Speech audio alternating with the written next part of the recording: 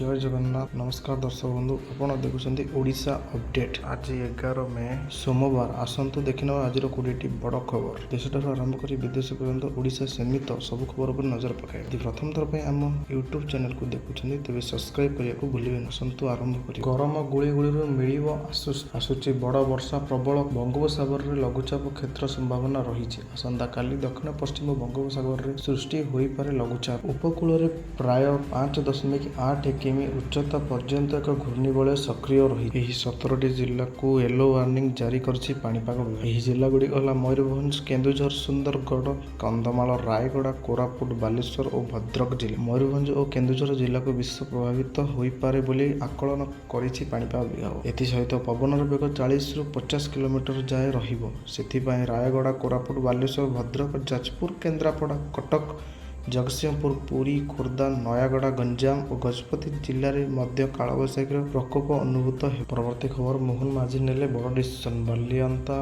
घटना 4 police suspend. बालियांता भिड़ हत्याकांड में बदलिले IIC 4 police suspend. Balianta IIC Anil Parida EPD Bhubaneswar मुख्यालय को बदली। जड़े एसआई, जड़े एएसआई, जड़े ओएएफ सस्पेंड। परवर्ती खबर आसाम परिवर्ते मुख्यमंत्री हेबे हेमंत विश्व शर्मा। आज बीजेपी विधायक दल बैठक में निष्पत्ति हेमंत विश्व शर्मा नाँ में घोषणा करिसेंती प्रधानमंत्री और अमित शाह।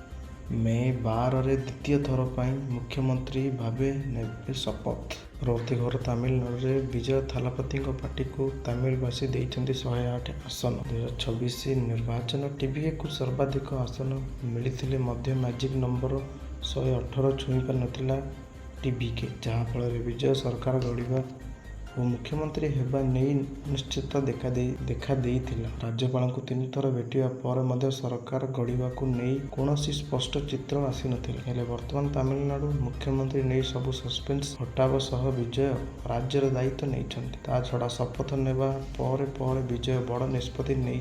गरीब लोकों एक्शन मोड को आसी 200 यूनिट मागणा बिजुली घोषणा कर महिला सुरक्षा टास्क फोर्स और एंटी ड्रग टास्क फोर्स गठन मंजूरी देइछन। परवर्ती खबर पुणी महाप्रभु को असम्मान कले इस्कन।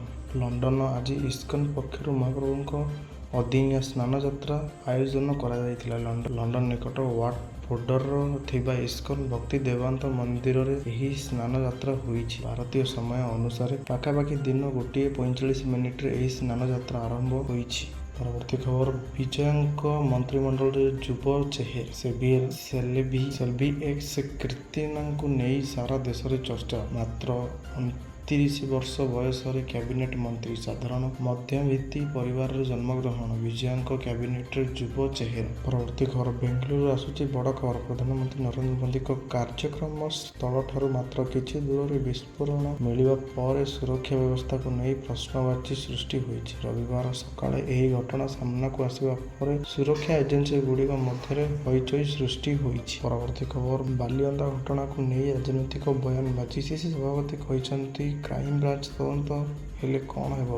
बीजेडी कहूछि राज्य में आईन श्रृंखला भुशुड़ी पड़ी। पुलिस अवहेला जोगु जीवन जाउछि। विरोधी बीजेडी और कांग्रेस उपर बर्षुछि बीजेपी। परवर्ती खबर नुआ रूप में पाइब खंडगिरी उदयगिरी। विश्व स्तरीय पर्यटक स्थल में परिणत हेब खंडगिरी। विकास पाई सरकार तरफ 100 कोटी टंकार प्रकल्प पाई स्थापन हेब खारवेल एक विशाल प्रतिमूर्ति। बंद हेब 2 पहाड़ मध्य दे जाउथिबा रास्ता। परवर्ती खबर आसंता काली ठारू पुणी आरंभ हो रत्नभंडार गणति मणति। 2 दिन गणति मणति कराजिबो। बाहर चंद्र यात्रा पाई गणति मणति कार्य स्थगित थिला बोली कहिसेंति श्रीमंदिर मुख्य प्रशासक अरविंद पाढ़ी। परवर्ती खबर 53तम match Lucknow super giants versus Chennai super kings. Lucknow super giants प्रथम बैटिंग कर 20 ओवर में 8टी विकेट हराई 103 रन बनैथिला। सेकेंड बैटिंग में चेन्नई सुपर किंग्स 19.2 बॉल रे 5टी विकेट हराई 208 रन करथिला। चेन्नई सुपर किंग्स 5 विकेट सहित मैच टी को जीति जाइए। खबर ईरान और अमेरिका मध्य युद्ध परिस्थिति आहुरी गुरुतर होइछि। ईरान जातिसंघर प्रस्ताव को रिजेक्ट करी कहिछि जे युद्ध कहिछि सीज फायर न हेबा पर्यंत समस्यार समाधान हेब नाही।